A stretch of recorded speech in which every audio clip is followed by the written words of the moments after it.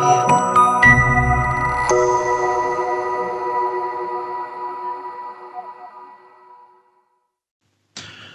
Assalamualaikum warahmatullahi wabarakatuh and very good morning. Today we'll continue our class again with Module 16 Network Security Fundamental.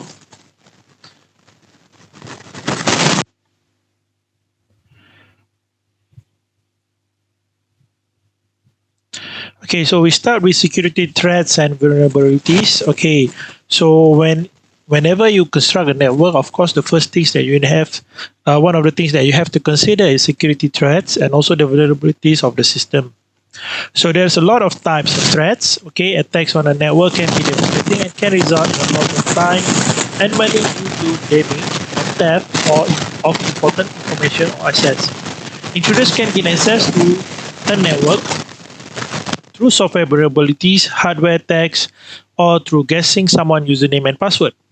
Intruders who gain access by modifying software or exploiting software vulnerabilities are called the threat actors.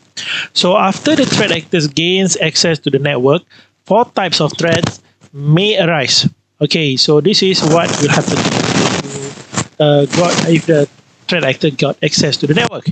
So the first one is information theft. The second one is data loss and manipulation. The third one is identity theft. And the fourth one are disruption of service. So vulnerabilities, okay, basically is the degree of weakness in a network or a device.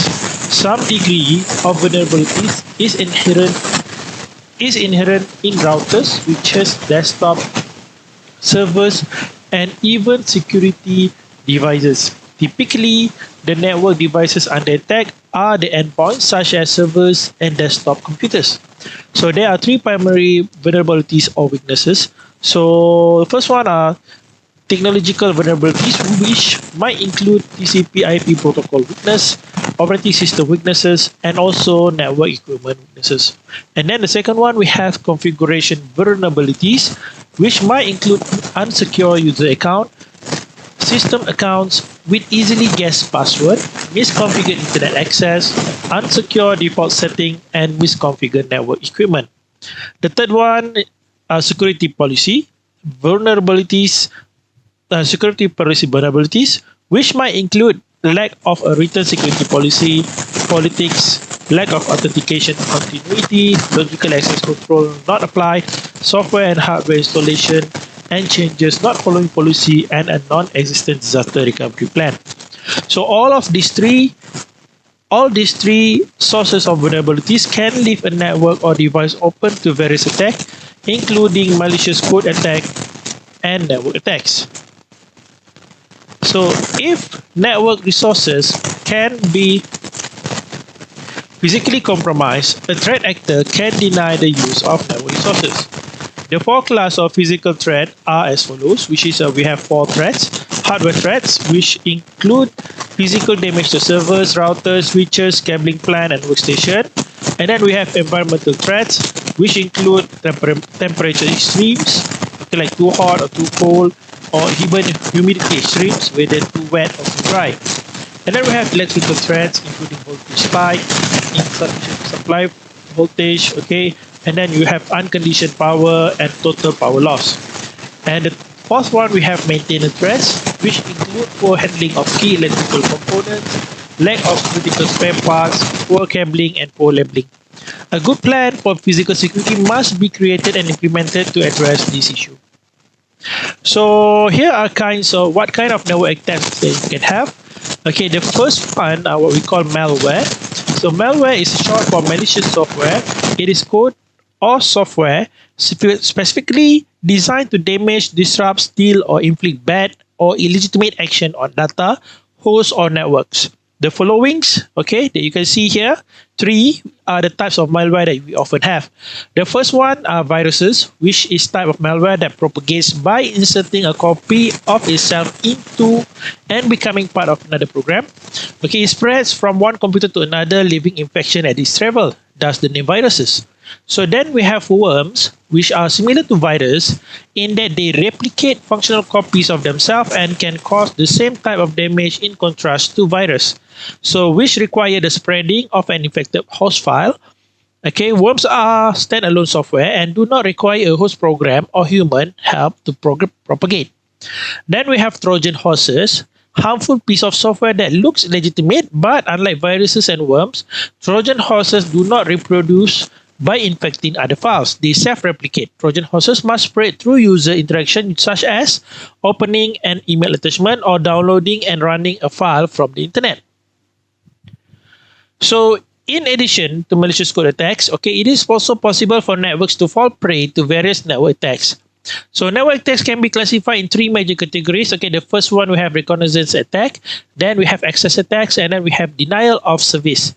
So reconnaissance attack, okay, external threat actors can use internet tools such as the NS lookup and whois utilities to easily determine the IP address, a space assigned to a given corporation or entity.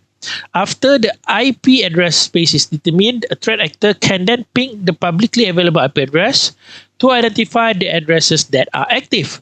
Okay, so they can know your IP address through that. So access attacks, okay, exploit known vulnerabilities in authentication services, FTP services, and web services to gain entry to web accounts, confidential databases, and other sensitive information.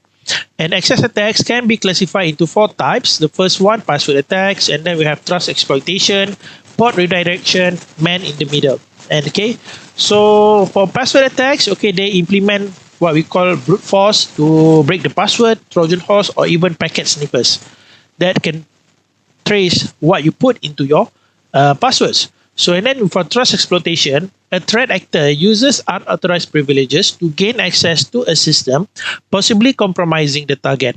And port redirection, a threat actor uses a compromised system as a base for attacks against other targets. For example, a threat actor uses SSH port 22 to connect to a compromised host A.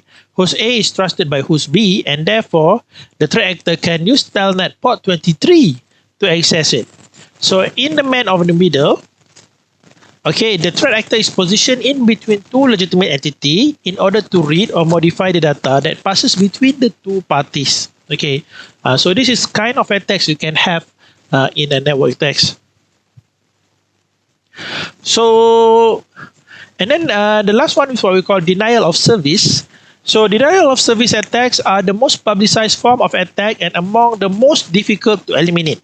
However, because of their ease of implementation and potential significant damage, DOS attacks deserve special attention from security administrators.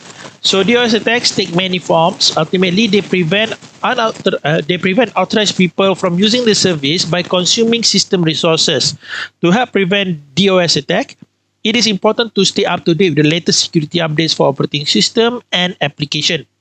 So DOS attacks are a major risk because they interrupt communication and cause significant loss of time and money, especially if you look at into online shoppings. So these attacks are relatively simple to conduct even by an unskilled threat actor.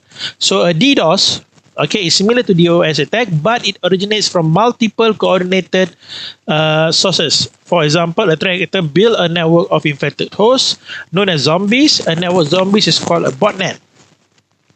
The threat actor uses a command and control program to instruct the botnet of zombies to carry out the DDoS attack.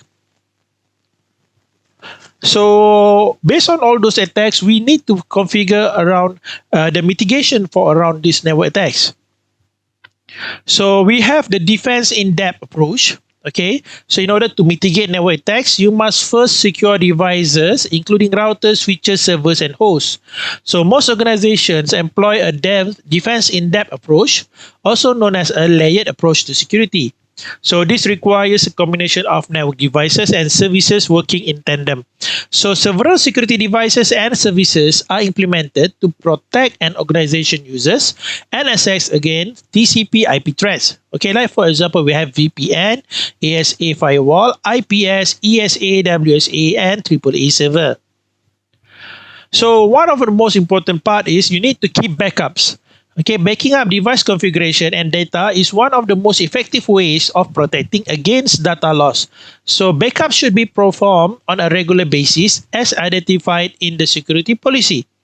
So data backups are usually stored offsite to protect the backup media if anything happens to the main facility.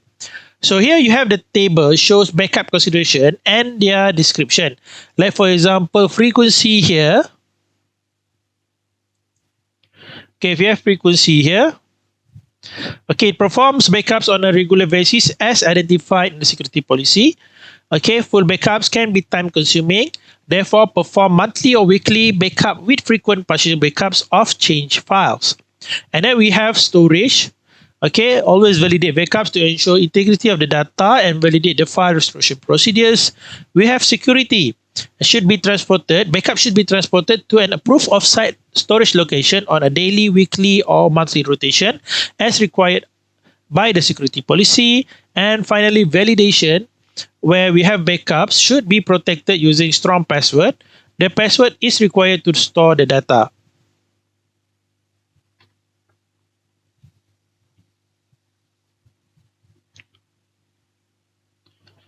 Okay, so for other network mitigation, like for example here, we have upgrade, update, and patch.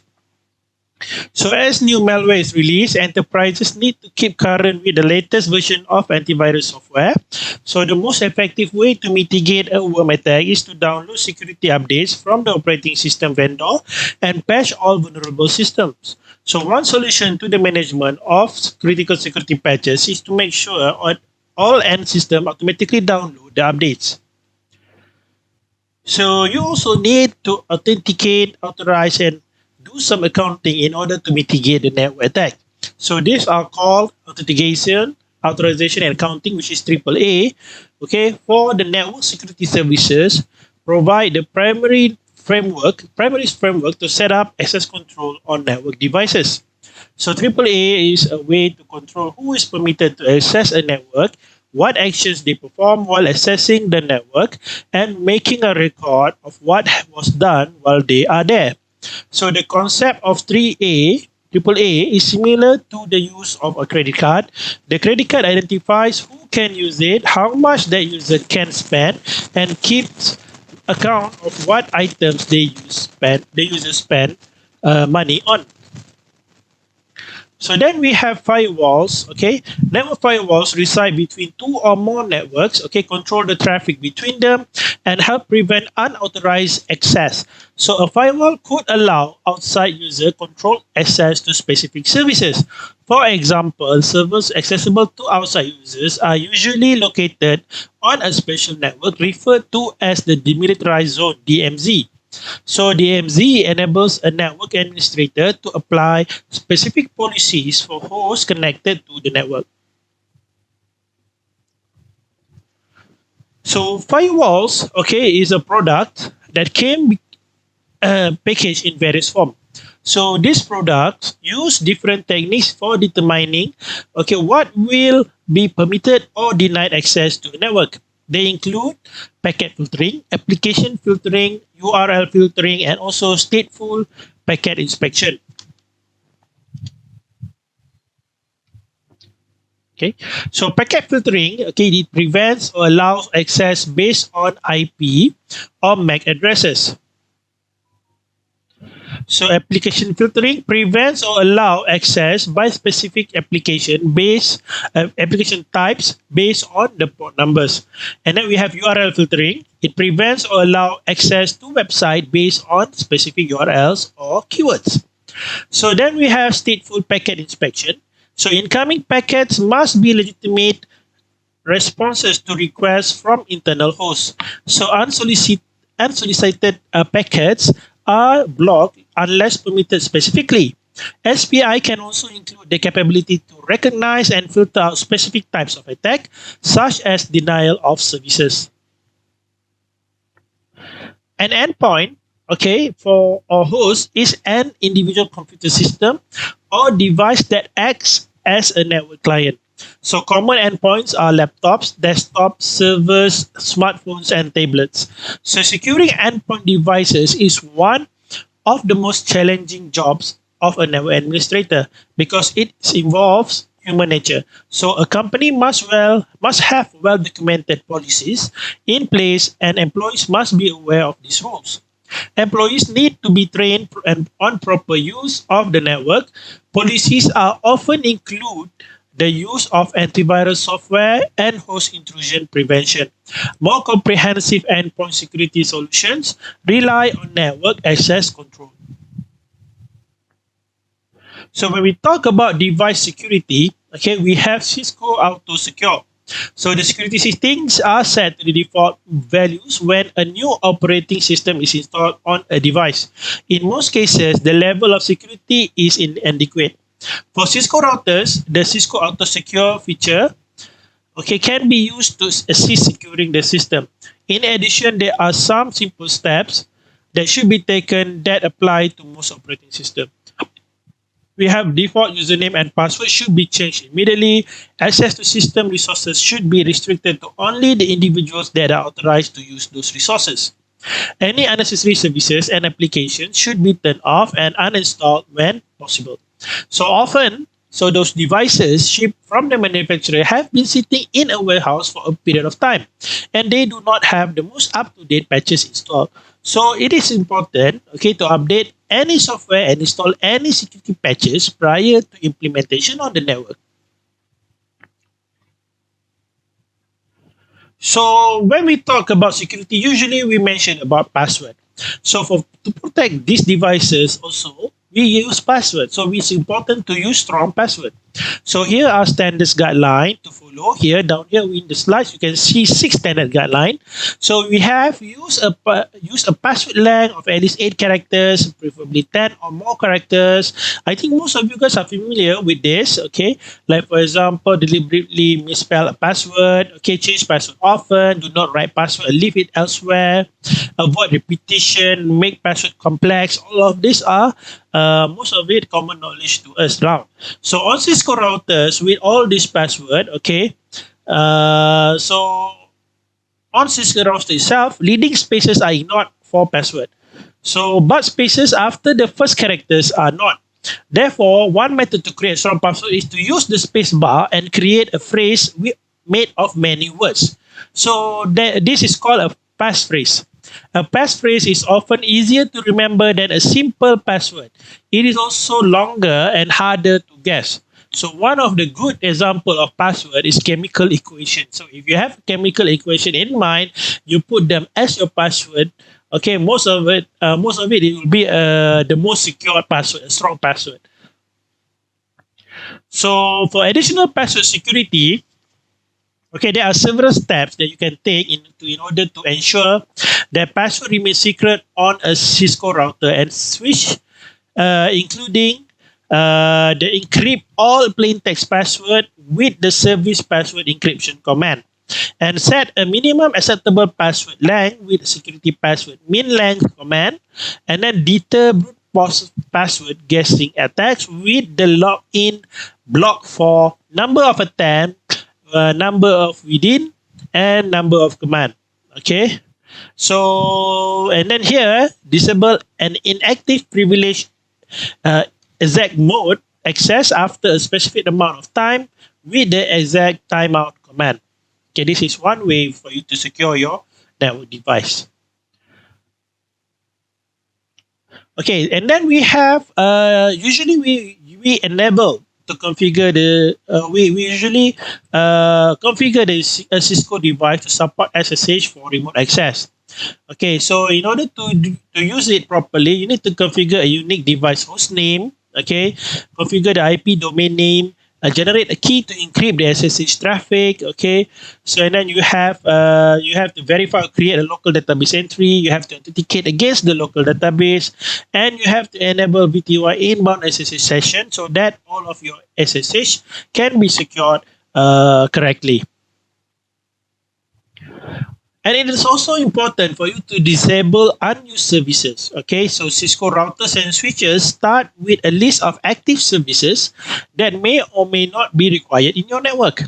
So if you disable any unused services to preserve system resources such as CPU cycles and RAM and prevent threat actors from exploiting these services, like for example, you know that we have viruses that can affect all those services. So the types of services that are on by default will vary depending on the iOS version. For example, iOS XE typically will have only HTTPS and DHCP ports open. So you can verify this with the show IP ports all command. So iOS versions prior to iOS XE use the show control plane host open ports command. Okay, so that's all for today. So I'll see you guys in the next video. So please like and subscribe the channel, and hopefully we can see each other again next time. Bye.